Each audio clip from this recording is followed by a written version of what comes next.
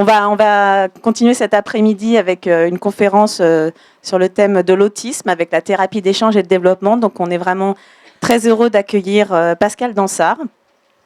Donc, Pascal, vous exercez au sein du Centre universitaire de pédopsychiatrie du CHU Bretonneau et vous enseignez à la faculté de médecine de Tours. Vous êtes spécialisé dans le domaine de l'autisme. Vous vous intéressez aux questions liées au développement de la communication sociale tout au long de la vie et à son acquisition perturbée. Vous avez développé une expertise reconnue dans le domaine de la thérapie d'échange et de développement. Vous allez nous expliquer en quoi cela consiste. Et vous contribuez à former les professionnels de toute discipline à cette approche rééducative qui a été mise au point au CHU de Tours, recommandée par la Haute Autorité de Santé. C'est important de le préciser. Et donc diffusée aussi à l'étranger. Et vous êtes membre actif de l'association ARAPI qui œuvre pour l'information, la formation et la recherche sur l'autisme. Pendant la conférence, vous pouvez envoyer des petits SMS au numéro là en bas, 06 37 76 73 84. Ça, c'est gratuit. Il n'y a pas à 5 €, c'est gratuit, vous pouvez y aller. Pour envoyer vos petites questions, vos réflexions, qu'on répercutera ensuite dans un deuxième temps, un temps d'échange que nous aurons ensemble. Madame Dansard, je vous laisse présenter votre conférence. On aura un petit film, je crois, dans un deuxième temps. Ok, très bien. C'est à vous. Alors, bonjour à tous et à toutes. Alors, plus qu'une conférence, je vais surtout introduire le sujet. Ensuite, je vous montrerai quelques extraits vidéo pour vous situer de quoi je parle. Et puis que vous pourrez revoir ensuite, je vous donnerai les références. Et puis ensuite, la parole sera à vous, puisque c'est vous qui avez des questions et on répondra au fil de vos questions du mieux possible, dans le temps qui nous est imparti. On vient de vivre une expérience de communication tout à fait insolite. Donc, c'est une entrée en matière sur laquelle je rebondis à plusieurs niveaux. Vous avez vu, il y a eu du brouillage, le son se répétait. Et ce qui était joli, c'est qu'on a partagé ce petit moment. On a partagé une émotion positive, ça nous a fait sourire. Il n'y a pas d'autre enjeu, voilà. Et puis, ça s'est rétabli. Mais il y a eu déjà de la communication. La deuxième chose, c'est qu'on est dans un train. Donc, c'est la première fois que j'interviens dans un train, mais je suis ravie parce que je suis une grande voyageuse. Et en cheminant le long du quai, j'ai regardé les wagons, naître et tisser des liens, jouer et communiquer. Et le titre qu'il y a sur chaque wagon me convient très bien, parce que dans le domaine dont on va parler, l'autisme, il s'agit bien de ça, de créer des liens du mieux possible, le plus tôt possible et tout au long de la vie. Et on va voir comment on peut tenter de s'organiser pour aider les enfants, les personnes qui ont, comme on dit maintenant, un trouble du spectre de l'autisme.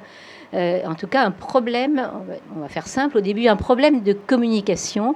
Et on en rajoute encore dans les recherches actuelles, on dit un problème de communication sociale, pour qu'il n'y ait pas d'ambiguïté. Donc, vous voyez, je suis orthophoniste. Alors, vous avez sûrement rencontré des orthophonistes. Dans orthophoniste, il y a droit, ortho. Moi, je redresse rien. Je ne remets personne et rien droit.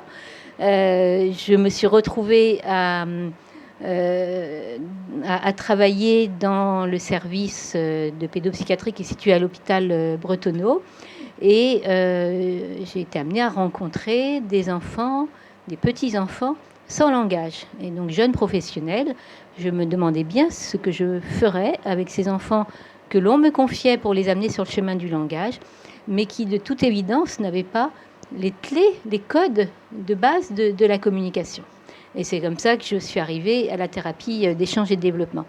Juste avant de continuer, est-ce qu'on peut rapidement situer qui travaille dans le secteur de la toute petite enfance, dans les crèches, comme ça à main levée? Oui, une grande majorité. Qui est-ce qui est parents, famille? Quelques-uns. Donc, les deux? Oui. Famille, et puis des professionnels de la santé, quelques-uns. Surtout la petite enfance. Et puis j'ai oublié de dire en introduction aussi il y a un petit bébé là, voilà. Et bon, tout le monde ne va pas pouvoir le voir, mais il suffit de regarder je ne sais pas quel âge il a, 4 mois et demi. Ce petit bébé, il est déjà en interaction avec vous-même, avec sa maman. Vous voyez, il vous regarde, il fait des... Et voilà, voilà, c'est ça. Vous voyez, c'est mieux qu'un PowerPoint pour expliquer la communication. Il réagit et la communication dont on va parler là, pour la thérapie d'échange et de développement, quand elle se développe bien, vous savez que c'est fabuleux. Hein, vous vous occupez de petits-enfants, de bébés. Elle se met en place dès les premiers jours de vie et finalement, c'est ce qui nous accompagne tout au long de la vie. Du premier souffle, de la naissance jusqu'à notre mort, la communication, elle ne s'arrête pas, elle continue, elle soutient l'ensemble des apprentissages que l'on peut faire, hein, de la socialisation, du développement de la personne tout au long de la vie. Et l'autisme affecte cette capacité extrêmement précoce, dont on pourrait dire innée. Quand ça marche bien, on ne se pose pas la question de savoir comment ça marche la communication, puisque l'enfant sourit, alors il râle, il proteste, il fait des sourires, et très rapidement, il transmet des informations.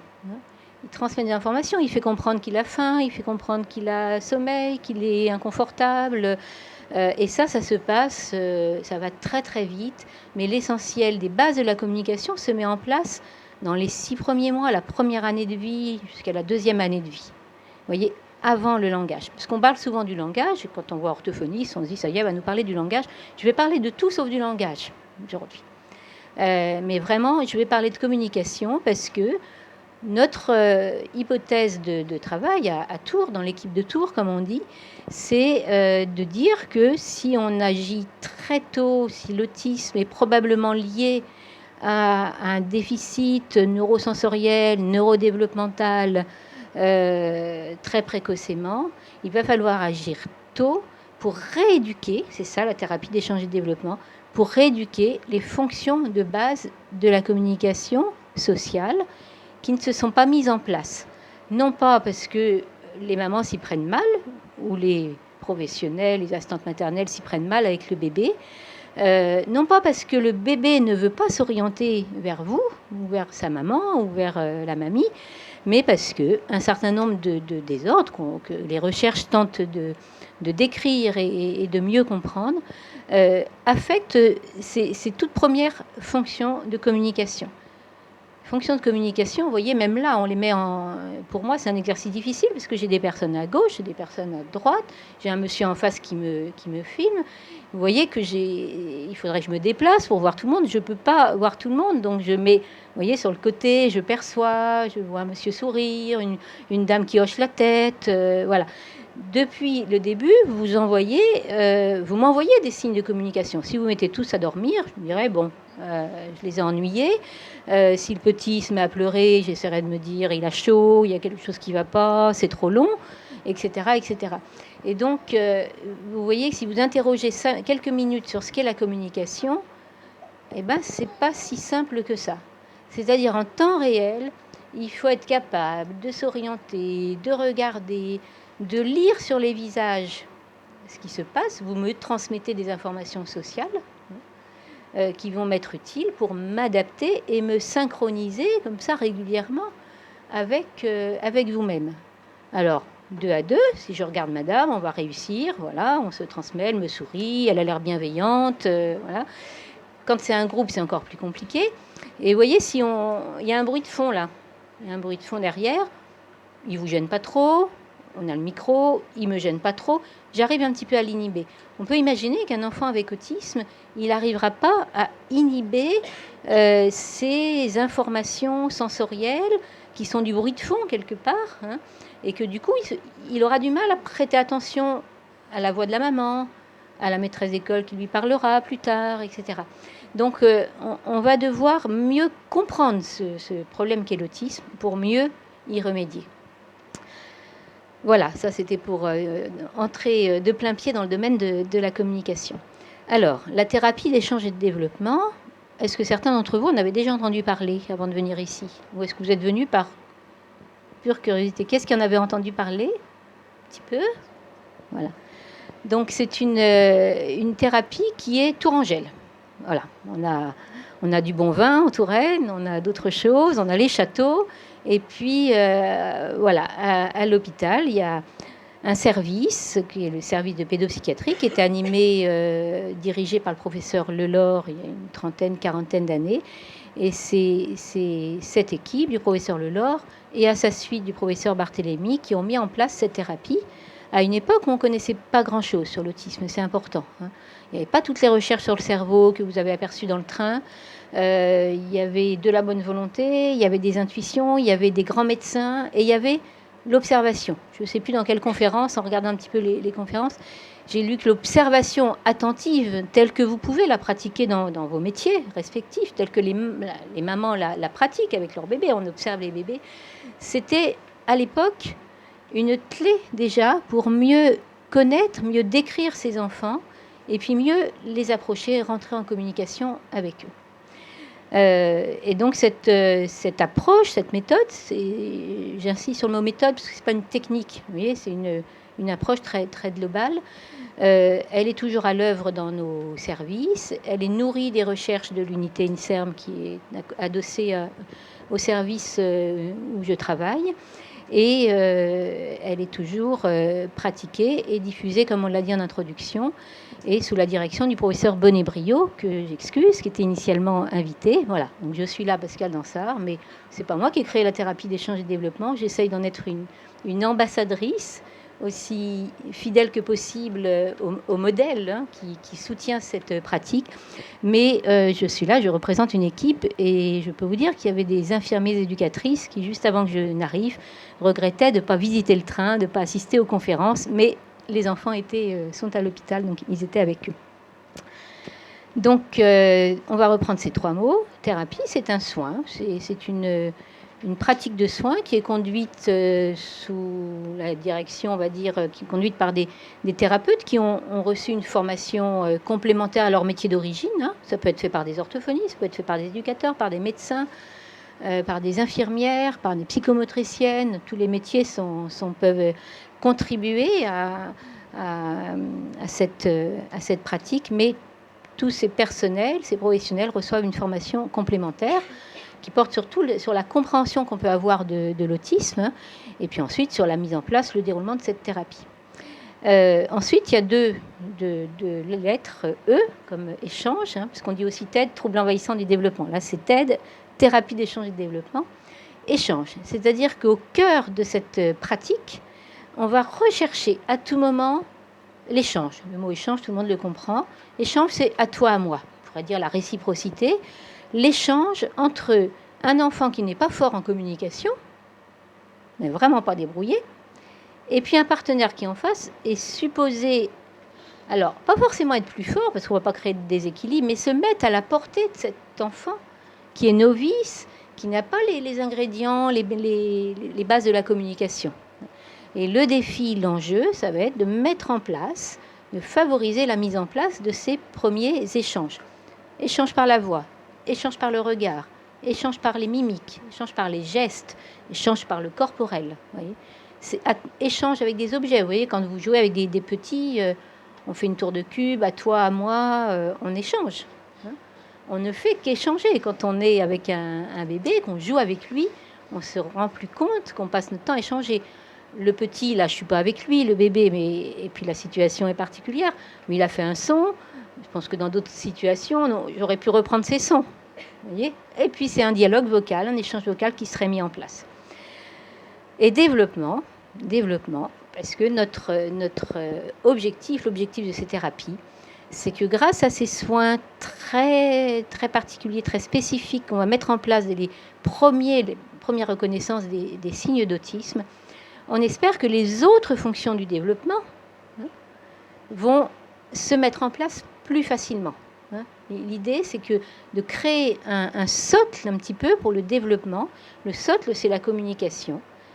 Pour que les autres capacités de l'enfant, ces enfants ont des capacités, ont des compétences, ont envie d'apprendre, puissent se développer de façon la plus harmonieuse. Donc on va reprendre le développement, en gros, là où il s'est arrêté, pour des raisons X, Y ou Z, et on va, comme on dit, relancer le développement, relancer la trajectoire de développement. Il faut aller vite, il faut agir tôt, le plus tôt possible. Alors ça ne veut pas dire faire 40 heures de thérapie par semaine, c'est pas ça, mais bien préciser ce que l'on va rechercher, relancer la trajectoire de développement et faire en sorte que, si on fait l'hypothèse que c'est un trouble du développement cérébral, que les réseaux de cellules, les réseaux de neurones se recablent. Alors les chercheurs, les neurophysiologistes, ils vous racontent ça, hein, ils pourraient vous montrer des images de cerveau. Nous, on n'est pas dans le cerveau, mais on agit pour que le cerveau soit plus apte ensuite à traiter les informations. Donc on va le faire avec le jeu. Et la thérapie d'échange-développement, c'est du jeu. Mais c'est un jeu social qui est particulier parce qu'on s'adresse à un enfant qui, par définition, par essence, n'est pas très enclin à interagir, à jouer avec vous. Voilà, c'est ça. Vous voyez, échanger, installer ce socle, ce creuset pour le développement futur et mettre en place les fonctions de base de la communication. Voilà, c'est ça. Les conditions, on ne peut pas rentrer dans le détail de l'approche, les conditions, on peut quand même en dire deux mots. Il faut pour ça se placer dans des conditions très particulières. C'est-à-dire on ne verra pas, si j'avais un petit enfant autiste qui arrivait dans le train, je ne lui ferais pas une thérapie d'échange devant vous parce qu'il y aurait beaucoup trop de distracteurs. Les distracteurs, il y aurait du bruit, il y aurait les personnes, c'est peut-être pas vous, il ne ferait peut-être pas attention à vous, mais vous voyez les néons, les lumières, les bruits, les espaces qui sont ouverts pourraient le gêner. Donc pour approcher ces enfants au cours de la thérapie, on va s'installer dans des salles très très sobres, très épurées. Alors j'en parle parce que, vous voyez, quand on lit sur le développement de l'enfant, un enfant se développe avec des objets, avec du monde autour de lui, avec de la musique, et on fait presque l'inverse. Pendant un quart d'heure, 20 minutes, chaque jour, on va se placer dans un environnement très sobre, très tranquille. Ça, c'est la première règle d'or. On va travailler dans la tranquillité sensorielle maximale. Pourquoi ? Pour que la principale source d'attraction pour l'enfant, ce soit vous, et non pas la lumière, non pas le petit point sur le parquet, non pas la tâche qui est sur le mur, non pas le micro, non pas l'interrupteur, etc. Voilà. C'est un challenge, hein, c'est-à-dire qu'il faut se rendre attractif. Déjà, il faut être tranquille. La deuxième condition que l'on décrit quand on fait des formations, c'est que le partenaire, l'adulte qui est en face, doit se rendre le plus disponible possible. Alors, vous allez me dire, qu'est-ce qu'elle nous raconte ? On fait tous des métiers de la petite enfance, on est disponible, mais vous savez très bien qu'on peut avoir un souci, on peut avoir l'attention prise par un autre enfant. Si vous travaillez en crèche, vous regardez un petit, mais il y en a un autre qui passe, il y en a un autre qui crie, il y en a un troisième qui pleure. C'est pas facile de recruter toute son attention. Et donc cet environnement tranquille va nous permettre, nous thérapeutes, de ne faire attention qu'à une chose, qu'à une personne, l'enfant, et qu'à une chose, à toutes ces tentatives, petites tentatives d'échange de l'enfant, son orientation vers la personne qui est le partenaire social. Et donc on va essayer de faire en sorte que ça devienne plus drôle pour lui d'échanger avec nous que de s'occuper des objets. Parce que ces enfants, si vous en avez déjà rencontré, c'est difficile pour eux de communiquer. En revanche, ils sont plus à l'aise avec le monde des objets. Alors on est content parce qu'ils apprennent, ils font des puzzles, ils empilent des cubes, ils font des choses, parfois très difficiles, mais ils le font tout seuls. Donc quand on a des objets au cours de ces thérapies, on va essayer de faire en sorte que l'objet il s'efface un petit peu derrière la relation. Vous voyez, l'objet, ce n'est qu'un support, ce n'est qu'un médiateur. Pour que l'objet il soit le support à l'échange. D'accord ? Par exemple, si j'ai un foulard, on travaille beaucoup avec des foulards ou des bulles de savon. Mon objectif ne va pas être que l'enfant il apprenne à souffler sur les bulles. Ça va être qu'il s'intéresse à moi parce que moi, je vais souffler sur les bulles. D'accord ? Et donc, s'il aime les bulles, peut-être qu'au bout de 5, 10 séances, 15 séances, quand je fermerai très fort le tube de bulles, peut-être qu'il y a une petite main qui va s'avancer. Il va peut-être mettre sa main sur la mienne. Il va peut-être tendre son corps, orienter son corps vers le mien. Et moi, je décoderai, tiens, c'est encore. Et je lui donnerai des bulles.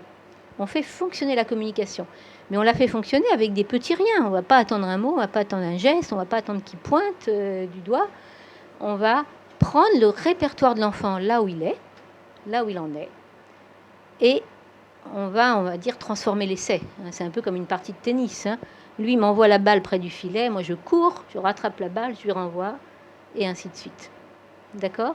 Et là-dessus, on va instaurer des petits tours de rôle, on va babiller chacun notre tour, faire des bulles chacun notre tour, faire un château une tour de cube, etc. Voilà, c'est ça la réciprocité.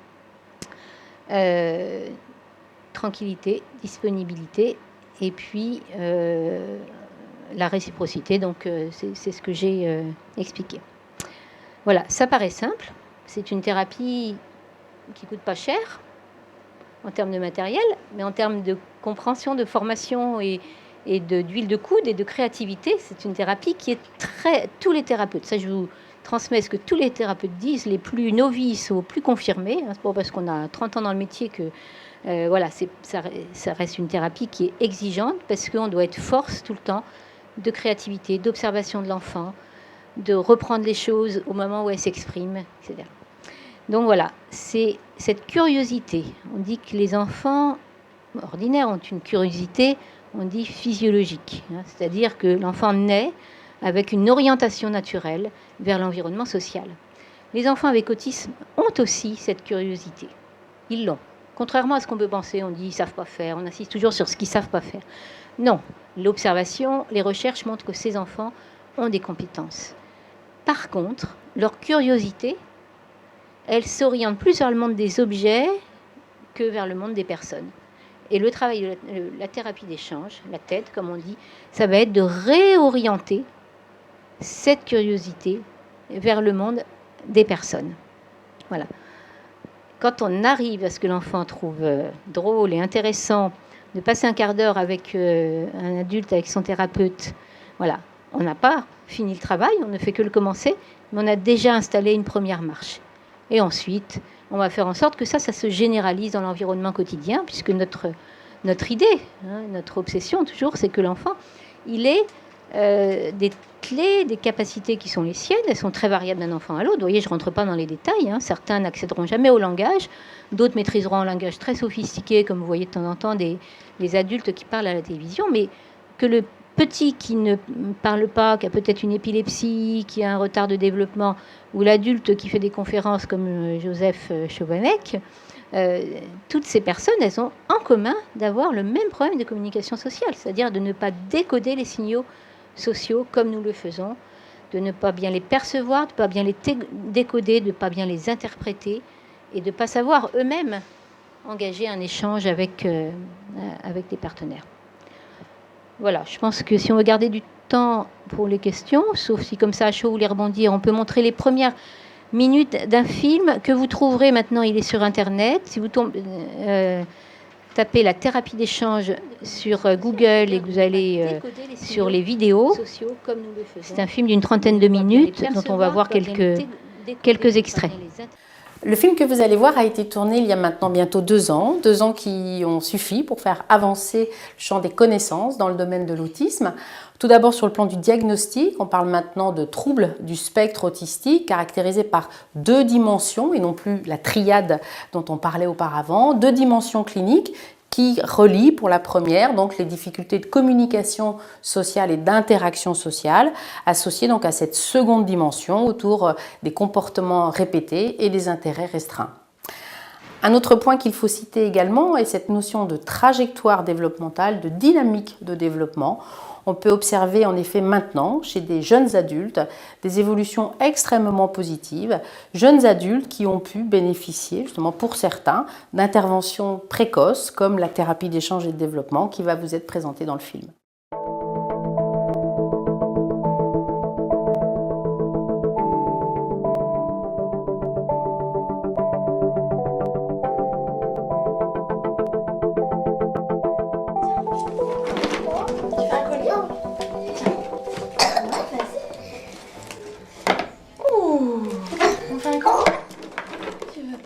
Les symptômes de l'autisme chez l'enfant sont des comportements particuliers qui se regroupent en 3 catégories. La première catégorie, c'est vraiment l'incapacité des enfants à être en phase dans une relation avec les autres, avec les adultes, avec les autres enfants. Des enfants qui ne savent pas jouer avec les camarades et des enfants qui ont du mal à s'ajuster aux demandes et aux attentes des adultes. C'est ce qu'on appelle les interactions sociales.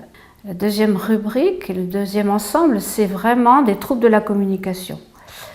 Le langage peut être présent, le langage peut même être très bien développé, mais il n'est pas utilisé pour faire la conversation, pour donner des informations qui peuvent être très utiles aux autres pour comprendre ce dont il a besoin.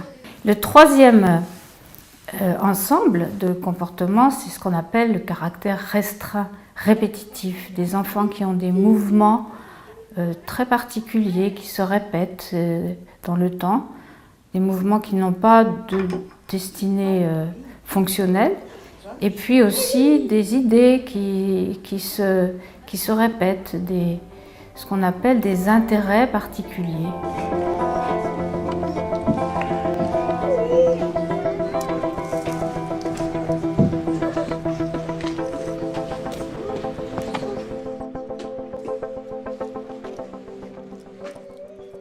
Ce qu'on appelle les réseaux neuronaux, c'est-à-dire le câblage interne du cerveau qui permet d'intégrer les informations de l'environnement, le traitement de l'information, ces réseaux neuronaux ne se sont pas mis en place comme chez un enfant ordinaire. Ça ne veut pas dire qu'ils sont absents, ils sont présents, mais les connexions entre les neurones, qui sont le support justement de tout ce qui nous permet de traiter l'information, c'est-à-dire entendre, voir, mais aussi ressentir des émotions, éprouver une intention, tout ça est à la base en fait traité par des réseaux neuronaux, et dans l'autisme, ces réseaux neuronaux ne se sont pas mis en place de façon ordinaire. Oh ouais, super. La mise en place d'une relation harmonieuse, comme ici, suppose que l'enfant combine ce qu'il entend, ce qu'il voit, les émotions qu'il ressent, qu'il s'ajuste à l'autre dans le temps et dans l'espace par le regard, les gestes, la voix. Cela deviendra un jeu et un plaisir partagé. Donc on peut retrouver Madame Comme Dansard, lorsque donc le la regard de vidéo Théo sur vers l'adulte YouTube en tapant suffit à lui thérapie faire d'échange. comprendre qu'il a besoin de lui pour C'est ça. Elle dure combien de temps au total? Elle dure une petite trentaine de minutes, et puis vous trouverez aussi d'autres petits clips plus courts. D'accord. Voilà. Plus vous... Alors, avez-vous des questions? Oui. Du coup, en fonction de l'âge du diagnostic, si on peut parler de diagnostic, à quel moment du coup la thérapie, est-ce qu'elle s'entame tout de suite dès la plus jeune enfance, et comment sont associés les parents à l'affaire? Alors la thérapie, elle débute dès que le médecin, c'est l'autisme, demande un diagnostic médical et des bilans complets, mais dès que le médecin repère, même sans parler d'autisme, des signes de fragilité dans le domaine de la communication sociale, même avant parfois que le diagnostic ne soit confirmé, quand on repère qu'il y a une faiblesse particulière dans le domaine de la communication, on peut intervenir très tôt. C'est souvent une thérapie qu'on appelle de première intention. Et donc ça veut dire le plus jeune enfant que vous ayez eu, il avait quel âge? Moi j'ai eu une petite dont les parents étaient très très éclairés il y a très longtemps, qui ont consulté. Elle avait peut-être 12-15 mois, donc il y a une trentaine d'années, c'était assez étonnant. Et donc les premières images de thérapie, c'était une enfant très jeune. Après, c'était pas systématique. Maintenant, de plus en plus, grâce au dépistage, grâce à l'information des personnels de crèche qui sont les premiers, enfin les familles et les personnels qui côtoient les enfants avant l'école, sont les premiers qui repèrent des soucis et qui peuvent amener une famille à consulter. Donc le plus tôt possible, en respectant certaines conditions, il faut que les familles aussi aient bien compris ce dont il s'agit. Comment on associe les parents? Alors ça, c'est une vraie question. On associe, nous, les parents, en leur expliquant beaucoup ce qu'on fait, comment on comprend le problème de leur enfant, et on les initie aux grands principes de la méthode. On ne leur demande pas de faire de la thérapie à domicile. Ça ne veut pas dire qu'ils ne sont pas partenaires, loin s'en faut, mais les mamans elles-mêmes disent que c'est difficile d'avoir les deux rôles, d'être maman et d'être thérapeute. En revanche, on fait en sorte, dans les entretiens avec les médecins, avec l'équipe, qu'on puisse donner aux parents des clés pour mieux interagir dans le quotidien avec leur enfant. Vous voyez, j'ai parlé de tranquillité. Dire à une maman, quand l'infirmière va à domicile, peut-être s'il faut qu'il ait un petit coin tranquille, qu'il y ait un peu moins de jouets dans la pièce. Vous voyez, c'est des petites choses très concrètes qui peuvent aider les parents à rencontrer leur enfant. Mais on tient à ce que le lien, voilà, aider les parents à rencontrer leur enfant sur le terrain qui est le leur, qui n'est pas celui de l'hôpital, qui n'est pas celui de l'école, qui n'est pas celui de la crèche. Et on espère dans les années qui viennent faire de plus en plus peut-être de formation, de vraies formations aux parents. Ça se développe, hein, mais à partir du moment où on agit très tôt, quand on voyait les enfants à 5-6 ans, le problème se posait différemment. Maintenant qu'on agit très tôt, les partenaires de l'enfant, ce sont vous, ce sont les familles, ce sont les grands-parents, c'est la société. Hein. La formation des parents, c'est notamment intéressant dans les pays qui ont peu de structures de soins, où on fait de la formation pyramidale par les pairs, où on apprend... Oui, ou pour des raisons d'éloignement. Par exemple, au Québec, ils ont été très pionniers pour la formation des professionnels ou des familles, parce que l'orthophoniste, elle avait 300 km pour aller voir son patient. Donc, voilà. Où elle envoyait 10 dans le mois, où elle faisait de la formation un petit peu à distance. Tout à fait. Et la thérapie, elle a essaimé en France. Il y a d'autres centres aujourd'hui qui pratiquent cette thérapie. Elle essaime en France. Elle a essaimé en France. On s'organise pour faire de la formation dans les différentes régions quand on est sollicité. Et puis, il y a des centres à l'étranger, des pays qui nous ont interpellés pour être formés à cette pratique-là dans des environnements où les équipes étaient très démunies. Ça a été le cas au Liban, ça a été le cas au Brésil, où ils sont partis de rien. L'autisme était peu connu, mal connu. Et ils n'avaient pas de centre, ils n'avaient pas de crèche, ils n'avaient pas toutes ces structures. Et voilà, ils se sont retroussés les manches pour mettre en place les premières thérapies. Vous avez d'autres questions? Est-ce que vous avez... Il y a une question là-bas? Je vais me retourner vers le côté droit. Je ne crois pas. Je tourne le dos.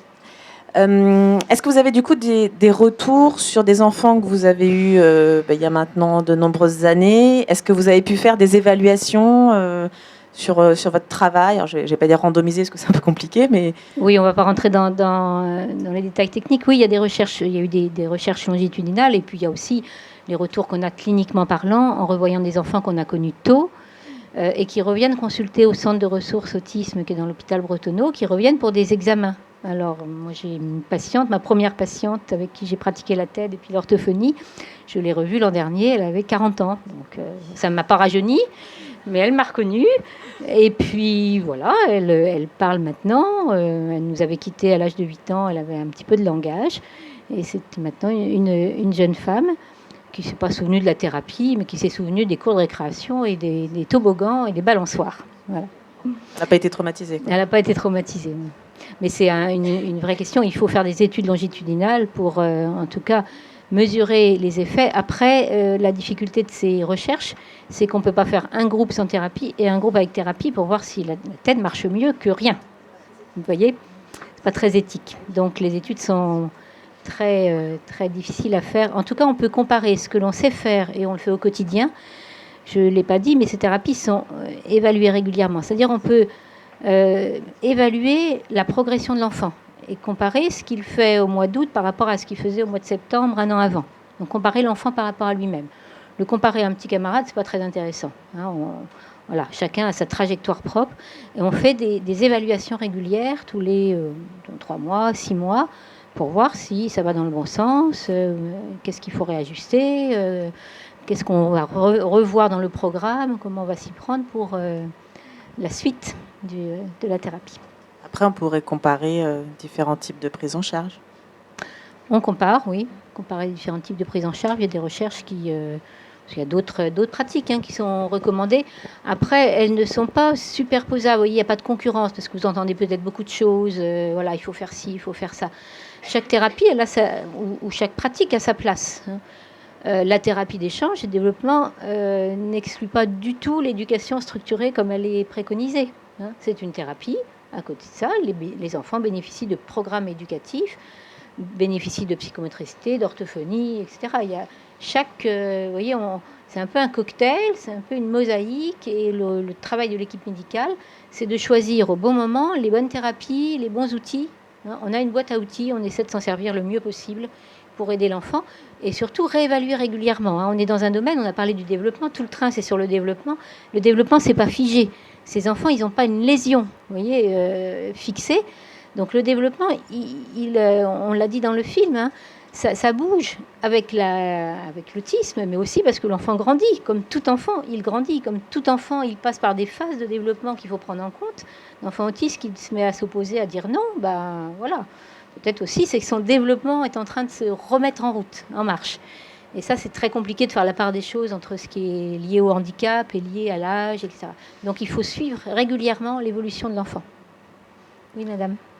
Je voulais vous demander combien d'enfants suivent à peu près votre thérapie? Alors, à peu près tous les jeunes enfants, très jeunes enfants qui fréquentent nos services, quand ils ont un trouble du spectre de l'autisme qui est repéré ou dépisté, presque tous commencent leur trajet de soins par la thérapie d'échange et de développement. Presque tous, s'ils ont autre chose qu'un autisme, ils n'ont pas forcément besoin de TED. Là, dans le petit hôpital de jour, quand on accueille les enfants à la journée ou pour quelques heures, on en a une vingtaine. Et jusqu'à quel âge ils peuvent suivre la thérapie? Alors, quand on a commencé très tôt, à un moment donné, ça s'arrête et on passe le relais à d'autres formes de thérapie, l'orthophonie, la psychomotricité, parce que l'enfant, il est déjà armé. Et puis les autres thérapeutes vont aussi, ils connaissent la thérapie d'échange, ils vont s'appuyer sur ce qu'ils connaissent de la tête pour continuer un petit peu ce travail-là, mais dans d'autres contextes. Après, la question se pose, quand le diagnostic est tardif, enfin, en tout cas plus tardif qu'il y a 2 ans, 3 ans, 4 ans, la question se pose, est-ce qu'on peut commencer la thérapie d'échange plus tard? Et nous, on dit oui, et des équipes nous disent oui, parce que pourquoi? Si l'idée, c'est de relancer la trajectoire de développement, on ne va pas ne pas offrir une thérapie dont on pense qu'elle peut faire du bien pour la communication de la personne, parce que l'enfant a eu son diagnostic à 10 ans, ou même des adolescents, et on a des équipes, des confrères, des consoeurs qui commencent la thérapie plus tard, pour remettre en route les circuits de la communication. Bonjour, merci beaucoup pour votre intervention. J'aimerais savoir, en tant qu'assistante maternelle, est-ce qu'on peut garder un enfant autiste avec d'autres enfants? Est-ce qu'ils ont des crises d'énervement? Je ne connais pas du tout, donc j'en sais rien. Ah, vous n'en avez jamais rencontré? Alors, est-ce qu'il y a des personnes qui sont assistantes maternelles et qui ont eu cette expérience, qui pourraient aussi donner leur réponse? Alors, moi, je suis juste... j'aime pas le micro. Vous savez, oui, je le sais, mais... Donc, du coup, moi, je suis animatrice d'un relais assistante maternelle et je reçois des assistantes maternelles régulièrement en matinée. Et donc, je connais une assistante maternelle depuis une dizaine d'années maintenant qui a accueilli une enfant, que je pense que vous avez reçue d'ailleurs, accueillie aussi, qui a des troubles autistiques.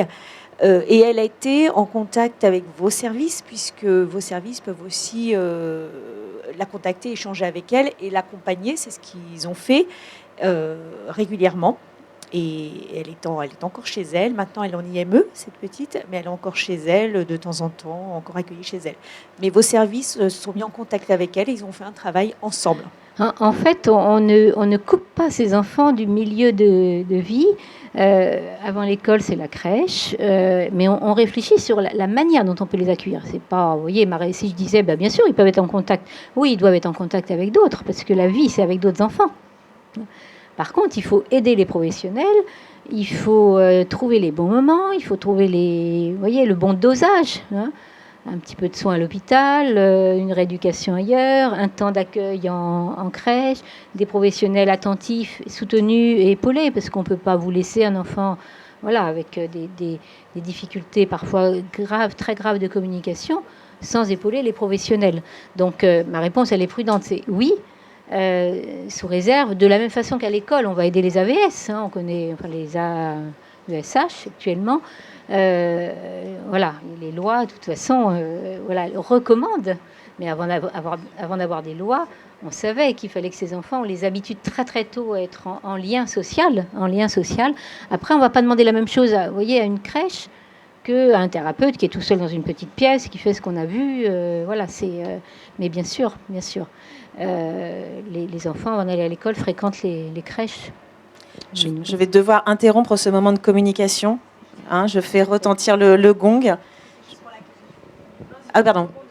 C'était juste pour rebondir sur ce que vous disiez, qu'effectivement, en fait, on n'intervient pas comme des thérapeutes, mais c'est des petits outils, comme vous en avez donné certains, qui permettent de mieux accompagner ces enfants-là, de mieux comprendre, mieux les comprendre, voilà, mieux les comprendre. comprendre pour du coup s'adapter par rapport à ça. Oui, déjà, si vous retenez d'aujourd'hui que c'est pas de leur faute s'ils vont pas vers vous, c'est pas des enfants mal élevés, c'est pas des enfants vilains, c'est pas des enfants qui font des crises, et puis les crises, on peut en parler avec les médecins. Enfin, vous voyez, n'ayez pas peur, hein, n'ayez pas peur. En revanche, il faut être éclairé sur ce qu'est l'autisme. Merci beaucoup, Madame Dansard. Merci, je pense qu'on peut l'applaudir.